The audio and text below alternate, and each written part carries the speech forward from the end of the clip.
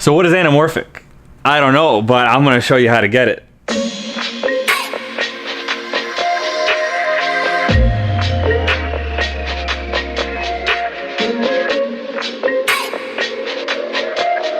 So there are two ways on how to get the anamorphic look.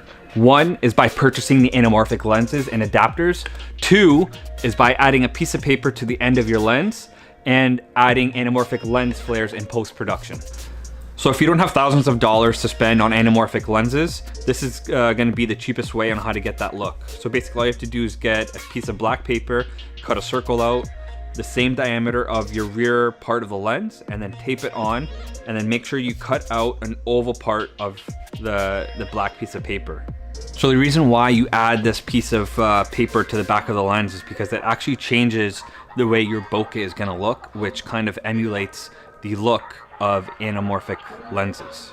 So to get this anamorphic look, the best way to do it is by using prime lenses. I would suggest anything from 35mm and up. So in this case, we're gonna be using the Canon 35mm f2.0 by Canon on the Blackmagic Ursa Mini 4.6K.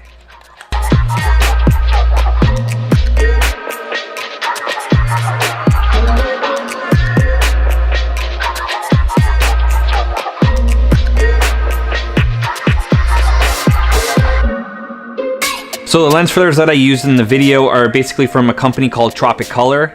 They create LUTs, film emulations, VHS overlays, a whole bunch of cool overlays for videos and all that stuff. So I'll put a link to the website below. Also, if you guys like this video, give it a thumbs up, and we'll see you guys next time.